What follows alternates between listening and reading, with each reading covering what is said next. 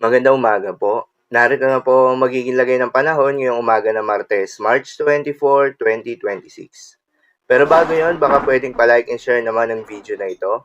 Comment ka na rin kung taga saan lugar ka para malaman natin kung hanggang saan umaabot ang video na ito. Huwag mo din kalimutan na mag-follow at mag-subscribe sa ating YouTube.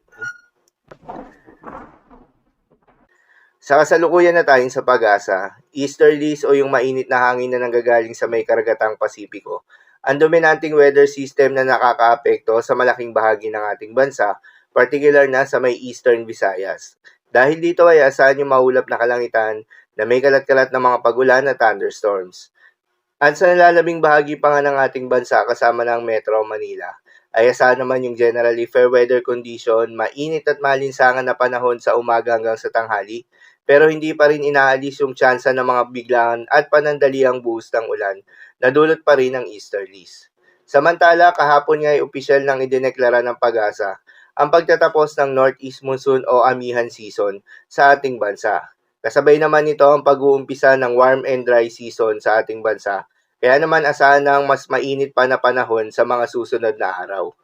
Magandang balita naman dahil ayon sa pag-asa ay wala tayong binabantayan na low pressure area o bagyo sa loob o malapit sa Philippine Area of Responsibility na maring makaapekto sa ating bansa.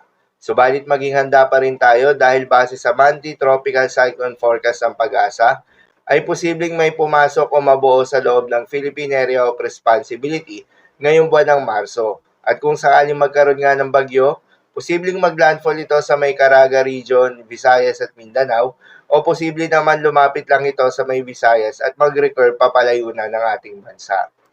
Para naman sa magiging lagay ng panahon ngayong araw ng Martes, dahil nga sa epekto nitong easterlies, asahan sa may Northern Samar at Eastern Samar ang maulap na kalangitan na may kalat-kalat ng mga pagulan na thunderstorms. Posible ang mga pagbaha o pagguho ng lupa due to moderate to at times heavy rains. Habang sa Metro Manila at nalalabing bahagi pa ng ating bansa, ay asahan naman yung bahagyang maulap hanggang sa maulap na kalangitan na may kalat-kalat ng mga pagulan o thunderstorms na dulot pa rin ng easterlies. Posible rin ang mga pagbaha o pagguho ng lupa during severe thunderstorms. Madalas, nabobo ang mga thunderstorms na ito tuwing hapon na gabi na nagtatagal ng 1 hanggang 2 oras. Kaya naman ingat sa mga posibleng banta ng pagbaha at pagguho ng lupa, lalong-lalo na sa mga lugar na inuulan na noong mga nakaraang araw pa.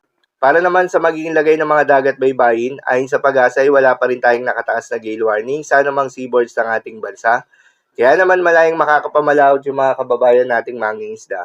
At yung may mga maliliit na sasakyan pandagat, subalit iba yung pag-iingat pa rin, lalo na kung meron tayong offshore thunderstorms activity, asahan yung paglakas ng hangin at kakibat nito ay pagtaas rin ng mga pag-alon.